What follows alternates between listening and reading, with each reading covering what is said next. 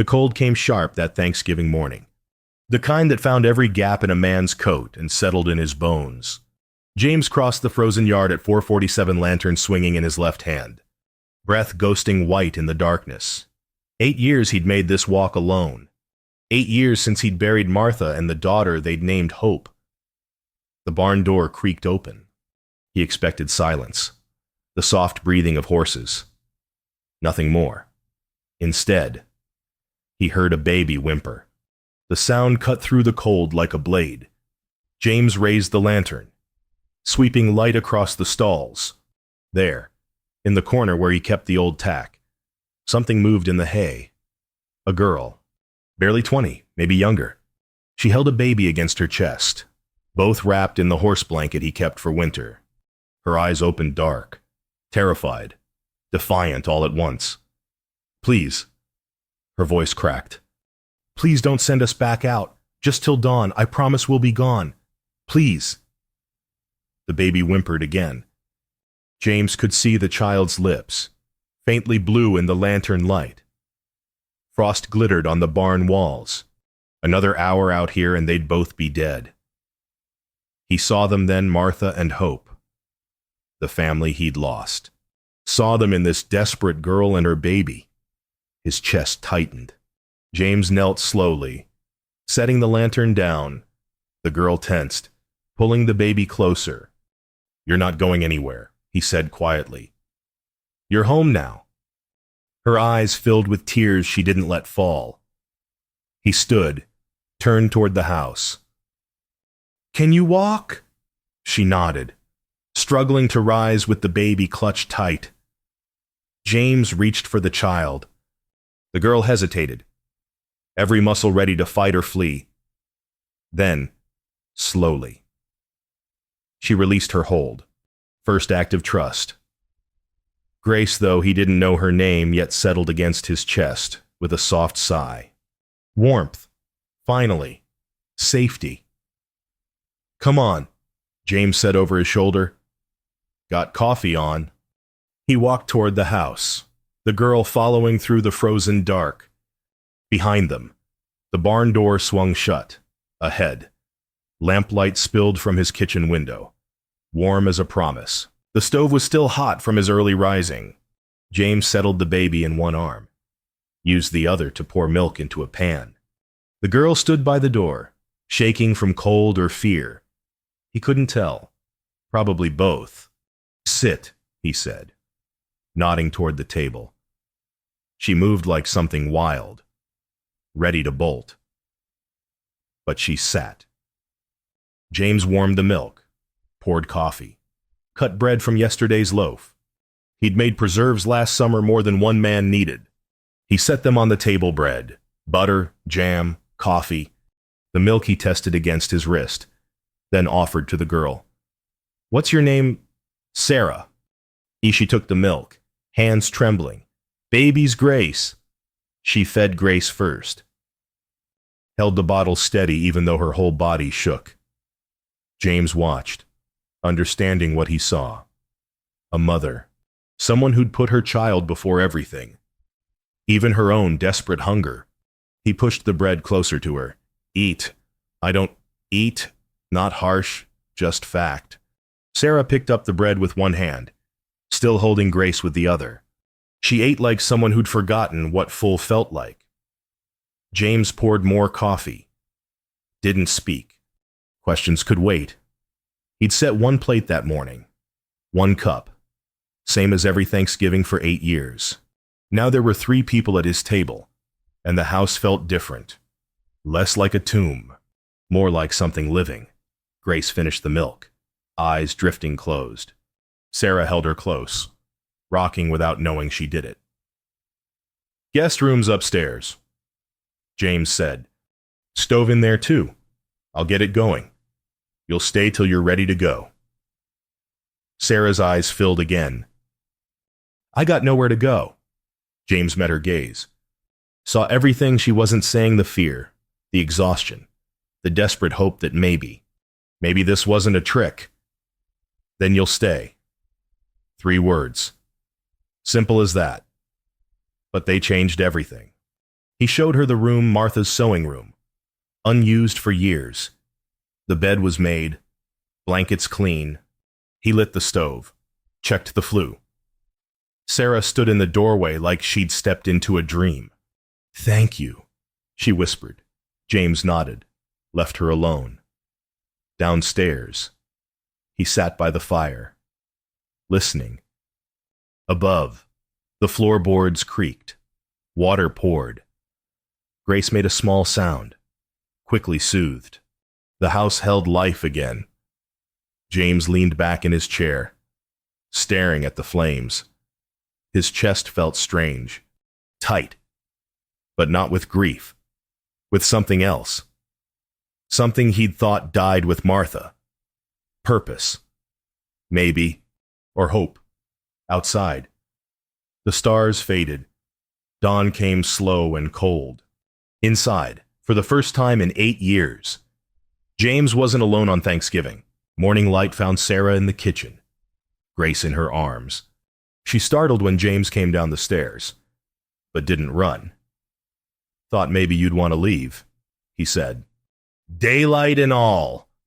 She looked out the window. Storm coming." James poured coffee. "Weak at least, the way the sky looks." It was true.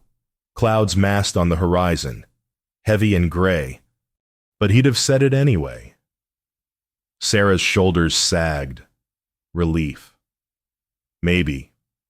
Or just exhaustion catching up. "Sit," James said again. They ate breakfast in near silence. Biscuits, eggs from his hens, more coffee.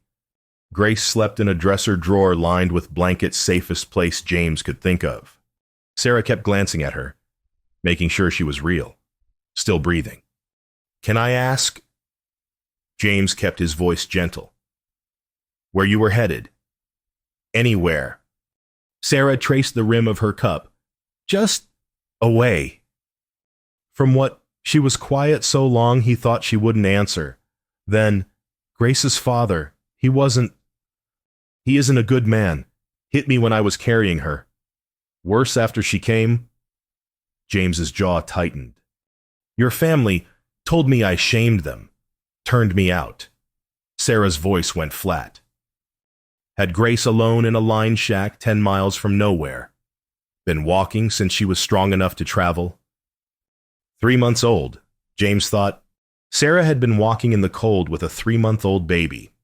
Nowhere to go. No one to help. "I'm sorry," he said. Sarah looked up, surprised. "Why you didn't do it?"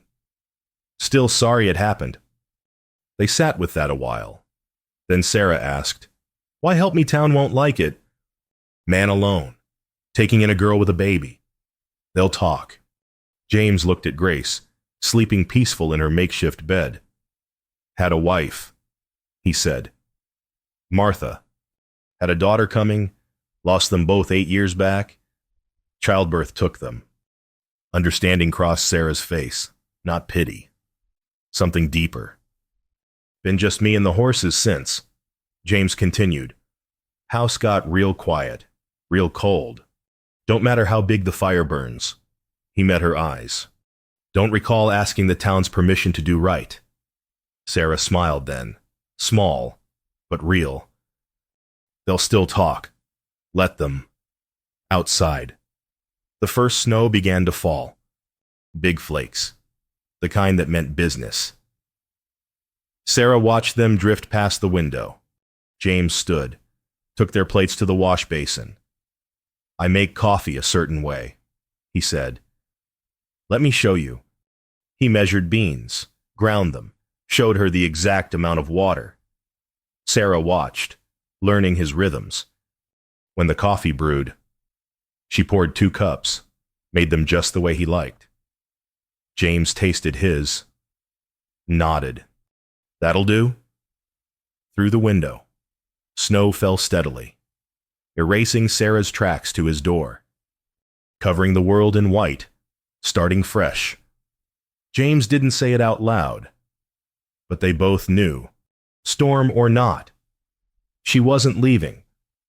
Neither of them wanted her to. The house creaked and settled. Grace sighed in her sleep. Sarah stood at the window, watching snow erase the past. "Thank you," she said again. James just nodded. Words weren't needed. They'd said enough. 2 weeks passed like water finding its level. Sarah learned the house where James kept the flour, how he liked his bacon, which floorboards creaked. She helped where she could, minding Grace, keeping the fires fed, small things that made a difference. James taught her to make his biscuits. "More buttermilk," he'd say. Or, "Fold it. Don't work it to death." Sarah learned. Her third batch came out perfect, and James ate 4 of them without speaking. Best praise he knew how to give. Grace began to smile. First at Sarah, which was expected. Then one morning, while Sarah kneaded bread and James held the baby, Grace looked up at his weathered face and grinned, reached for him with small, perfect hands. James went completely still. Something in his chest cracked open. "She likes you," Sarah said softly. James couldn't speak, just stood there, holding this child who wasn't his, feeling more like a father than he had in 8 years. But the world doesn't leave good things alone. The pastor's wife came on a Tuesday, arms full of what she called charity, blankets, preserves, a knowing look in her eyes. "Didn't know you had family visiting, James," she said, gaze sweeping the kitchen, landing on Sarah. "On Grace. Didn't know I needed to announce it," James replied. Mrs. Patterson's smile thinned. "Of course not. Just surprising, is all. Her being so young. And the baby." She left the charity, took a long story back to town. James knew how it would spread. Like fire in dry grass, after she'd gone, Sarah said. "They'll talk now. Let them. It'll make things hard for you." James looked at her. Really looked. Sarah stood straighter these days, color back in her cheeks. Grace babbled happily in her arms. His house felt alive. "Don't care what they say," he told her. "Care what's true." But the next day, Ben rode up. Good man, Ben, known James since they were boys. He dismounted slow, like he carried bad news. "Town's wondering about the girl," Ben said without preamble. "You know how folks are." "I know how I am," James replied. "That's enough." "Some of them on the council, they're talking, saying it ain't proper. Her being here, unmarried, with a baby." Ben shifted his weight. "Just thought you should know. Appreciate it." Ben rode off. James stood in the yard, watching him go. Behind him, the house. Inside, Sarah and Grace. His family.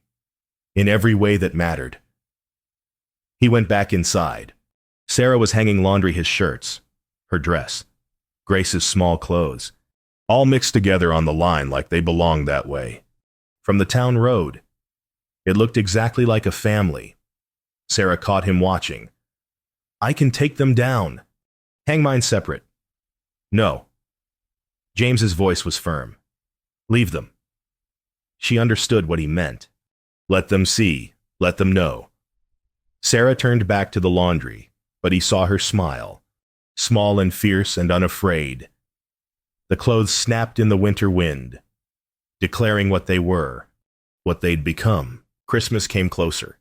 The house changed in small ways. Sarah brought in pine branches, filled the cabin with their sharp, clean scent. Grace grew stronger, laughing more, and late at night, when the baby slept, Sarah and James talked. Her story came out in pieces. Grace's father, a ranch hand, charming until he wasn't. The first time he hit her. She was 4 months pregnant. The second time, she lost a tooth. When Grace was born, Sarah knew she had to run or die. Left in the night, she said, staring into the fire. Just walked. Grace wrapped in my shawl.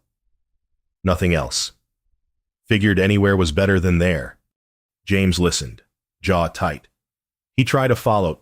Don't think so. He got what he wanted. Wasn't the baby. Wasn't me, just someone to hurt. Sarah's voice went quiet. I was so stupid. No. James's voice was firm. You survived, kept Grace safe. That ain't stupid. That's the bravest thing I ever heard. Sarah looked at him then. Really looked. Saw something in his eyes that made her breath catch. James saw it too, the shift, the change. He stood abruptly. Getting late. But the feeling stayed. Thick in the air between them. Days later. Grace fussed through the night. Sarah walked her. Sang to her. Nothing worked. At midnight, James appeared in the doorway. Let me try. Sarah hesitated, then passed the baby over. James held Grace against his chest, walked the floor by lamplight, started singing an old hymn his mother taught him, half forgotten but coming back now. Softly and tenderly, Jesus is calling, calling for you and for me. His voice was rough, unpracticed.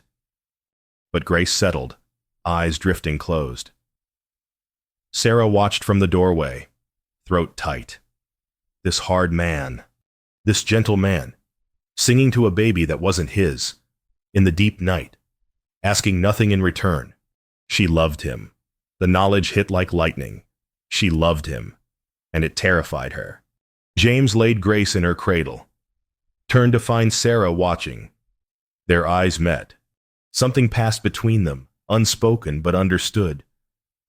Thank you, Sarah whispered. James just nodded, left her alone. But later, in the barn, he spoke to the darkness. Can't lose anyone else. Can't bury another family. His hands shook. Can't. He'd survived losing Martha by shutting his heart down, going through motions. Now Sarah and Grace had opened it again, and the fear was crushing. What if something happened to them? What if the town forced them away? What if? James leaned against the stall, breathing hard, outside. Snow fell soft and endless. The next morning, he walked to the graveyard, brushed snow off Martha's headstone, laid winter evergreen across it. I think you'd want me to live again, he said to the cold stone. I think I'm ready. The words hung in the frozen air. Permission, maybe, or just truth. I love them, James whispered. The girl and her baby, I love them like they're mine. He stood there a long time. Then he walked home through the snow, to the house where lamplight burned warm, where Sarah and Grace waited, where his heart lived now. The council came after church on Sunday, 6 men, faces set like they'd already decided. Need to talk. James, said Elder Morrison, about the girl. Sarah, about Sarah. Then Morrison shifted his weight. She's been here near a month now. People are talking. People always talk. This is different. Morrison's voice hardened. Unmarried woman. Living in your house. Baby, that ain't yours. It ain't proper. James, it ain't right. James felt his jaw tighten. She's family. She ain't married to you. Baby ain't yours by blood or law. You keeping her here. It's shameful. For her and for you. Don't see how that changes anything. The men exchanged glances. Finally, Morrison said, she needs to move on. Find her own way. This arrangement can't continue. James looked at each of them. Men he'd known for years. Good men. Mostly. But wrong about this. Wrong in their bones. She's staying, he said quietly. That's all there is to it. James like, we done here. Morrison's face reddened. Town won't like it. Town ain't invited to my table. Now if you'll excuse me, I got family waiting. He walked away, left them standing in the churchyard, but his hands shook. That night, Sarah overheard him talking to Ben on the porch. They want her gone. James said, want me to turn her out. Sarah's heart clenched. She should have known. Should have left before it came to this. She made her decision quickly. Better she leave than destroy him. Better Grace grow up without a father than with one ruined by association with them. She packed by lamplight, quiet as she could. Every piece of clothing they'd been given. The blankets. Grace wrapped warm. She'd walk through the night. Get far enough away that the town would forgive him. In the kitchen, she wrote a note. Simple. Thank you. I'm sorry. S. She was at the door, hand on the latch, when James spoke behind her. Where you going? Sarah turned. He stood in his nightshirt, hair mussed, eyes clear and hard. I won't ruin you, she said. Town wants me gone. I'll go. James stared at her. Then slowly, deliberately, he shook his head. You think I care what they say more than I care about you? The words hung between them. First time he'd said it plain. Shemisko, you think I'd let you walk out that door into the cold with Grace? His voice roughened. You think I'd survive that? Sarah's eyes filled. They'll make your life hell. They'll try. James crossed the room, took the bag from her hands. But I've been through hell already. Lost everything once. I ain't losing you too. You barely know me. I know enough. James set the bag down. Know you're brave. Know you're a good mother. Know Grace loves you. Know He stopped. Swallowed hard. Know I want you here. Both of you. However long you'll stay. Sarah's tears fell then. I don't want to hurt you. Only way you'd hurt me is by leaving. They stood in the lamplit kitchen, the baby sleeping upstairs, the world waiting outside to judge them. You're home now, James said softly. I meant it then. Mean it more now. Sarah set down her coat, unpinned her traveling bonnet, stood before him in her bare feet and worn dress, choosing to stay. Okay, she whispered. James nodded once. Okay. They sat at the table till dawn, not speaking much, just being two people who'd found each other in the cold, deciding to fight for what they'd built. When morning came, Sarah made coffee, James drank it, and the day started like any other, except now they both knew this was war, and they'd fight it together. They made their plan over breakfast, Sunday. They'd go to church, together. Let the town see them as they were family, whether blood or law recognized it or not. They'll stare. Sarah said, let them. Could get ugly. James looked at her across the table. You want to hide? No. Sarah's voice was firm. No, I don't. Then we don't. James spent Saturday repairing fence line. Hard work to clear his mind, settle his nerves. Ben found him there, helped without asking. They worked in silence a while. Then Ben said, You sure about this town can make life hard? Town can't make me abandon my family. That'd make life harder. Ben hammered another nail, considering. Most men would bend, take the easy path. I ain't most men. No. Ben smiled slightly. No, you ain't. They finished the fence as the sun set. James stood back, surveying their work. Straight lines, strong posts, good boundaries. A man's word is his fence, he said quietly. It marks what he'll protect. Ben nodded understanding. Rode off with a final tip of his hat. At the house, Sarah was baking. Bread for the after-service meal offering of peace, assertion of belonging. She kneaded the dough with fierce concentration. Grace babbled from her cradle, reaching for dust motes in the lamplight. Happy, safe, loved. James watched them from the doorway. His family. Worth any fight. You worried? Sarah asked without looking up. No. She glanced at him then. Smiled. Liar. Okay, yes. A little. Me too. She shaped the dough into loaves. But I'm done hiding. Done being ashamed of something that ain't shameful. James crossed to her. Stopped close enough to feel her warmth. You got nothing to be ashamed of. Not one thing. Sarah looked up at him. Neither do you. They stood like that. Close but not touching. The air between them thick with everything unsaid. Finally, James stepped back. Best get some rest. Tomorrow's a big day. That night. Sarah pressed her best dress. James oiled his Sunday boots. Grace slept peaceful. Unaware of the battle her family would fight come morning. Preparation without weapons. Quiet. Domestic. Defiant.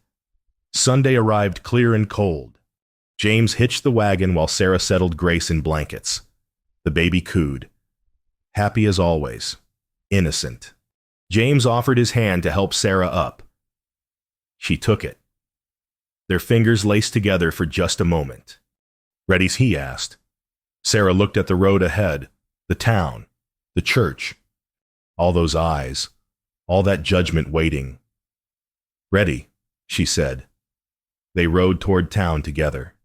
Toward whatever came next. The wagon wheels crunched through snow, steady and sure. Behind them, the ranch. Ahead, the fight. But they were together. That made all the difference. The church stood white against blue sky. Bell tower reaching toward heaven. Wagons lined the yard families in their Sunday best. Laughter and gossip carrying on cold air. It all stopped when James pulled up. He climbed down, lifted Grace from Sarah's arms. The baby gurgled, reaching for his hat. Sarah descended on her own, chin high. James offered his arm. She took it. They walked through silence thick as water. The church doors opened. James stepped inside first, Sarah beside him, Grace in his arms. Every head turned. The whispers started low, rising like wind. James walked to his usual pew, third row. Right side. He'd sat there for 20 years. He sat there now. Sarah beside him. Grace settled on his lap, playing with his collar. Behind them. The whispers grew. Disapproval rolled over them in waves. But ahead, the altar. The cross. Bigger than any judgment. The service began. Hymns rose. James sang. Sarah's voice joining his soft but true. Grace babbled along, making her own music. When it ended, James knew what waited outside. He stood, Grace on his hip, offered Sarah his hand.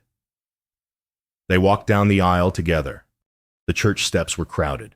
Elder Morrison stood prominent, face set. Others clustered behind him, some sympathetic. More not. James. Morrison said. A word.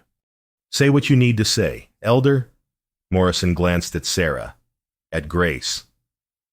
This ain't right. You know it ain't. James felt every eye on him. This was the moment. The choice that mattered. She's my family, he said quietly, clear as a bell in the cold air. That baby's my daughter now, in every way that matters. If that ain't right, I don't know what right is. She ain't your wife. Baby ain't your blood. No. James shifted Grace higher. But a year ago, Sarah had nowhere to go. I had an empty house and an empty heart. She was cold, hungry, scared. I had warmth and food and safety to spare.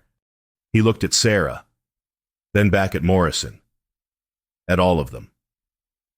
Now we got each other. We're a family. That's Grace.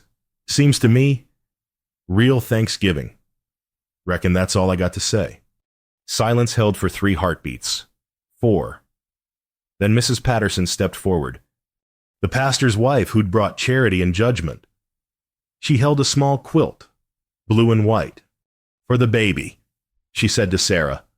Welcome. 1 act. 1 woman choosing kindness. Old Mrs. Hensley was next. You'll come to Christmas supper, all 3 of you. The ice cracked. Not everyone. Some faces stayed hard, turned away, but enough. Enough hearts opened to let light in. James felt Sarah trembling beside him. He squeezed her hand. Morrison's face was stone, but he stepped aside. Your choice, James. Yes, James agreed. It is. They walked to the wagon through a crowd divided. Some nodded, some sneered, most just watched. Uncertain. James helped Sarah up, settled Grace in her arms. He took the reins. As they pulled away, Sarah's hand found his on the leather. He turned his palm up, laced their fingers together.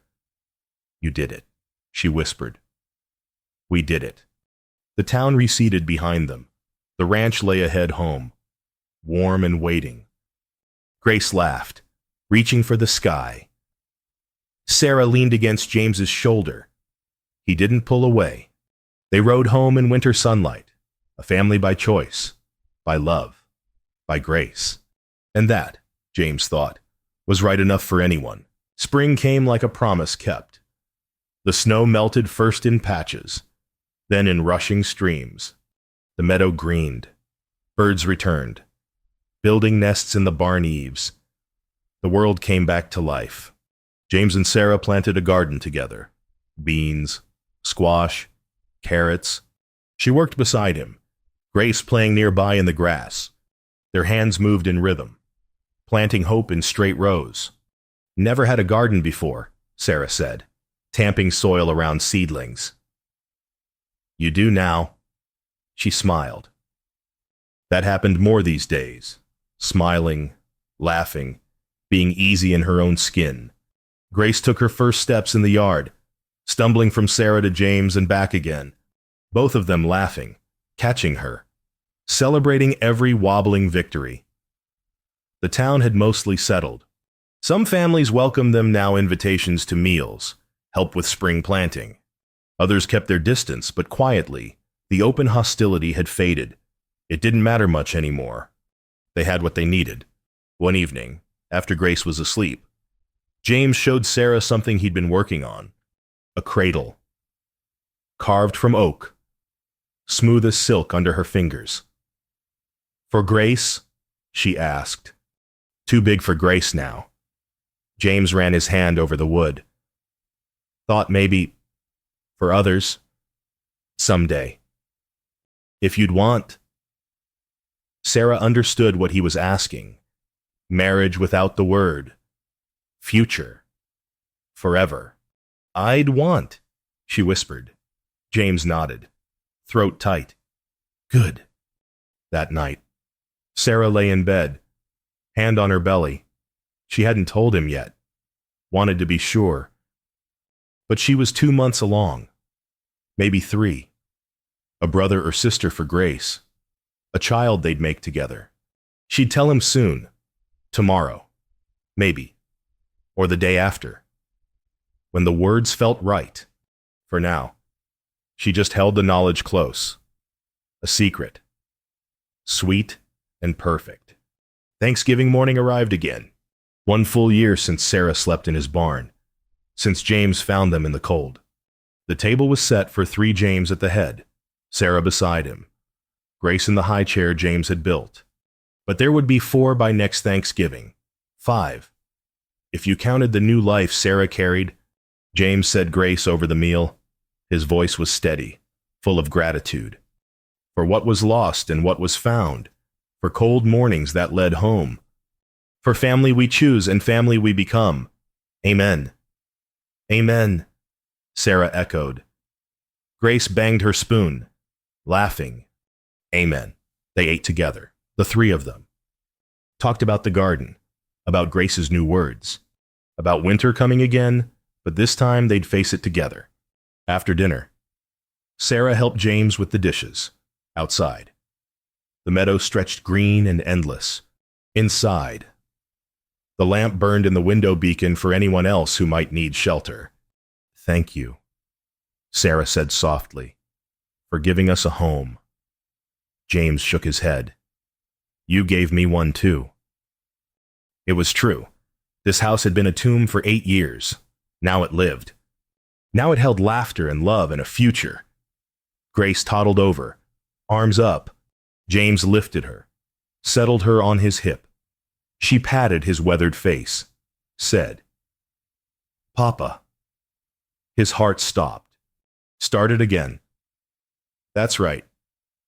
Baby girl, Papa's here." Sarah watched them, her two loves, the man who'd saved her life and the daughter who'd saved them both. Outside, spring blessed the land. Inside, they were home. Grace reached for James's face, laughing.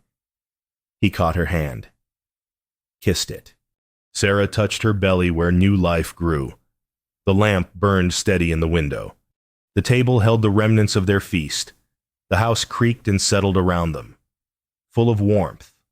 They were home, all of them, finally, completely home.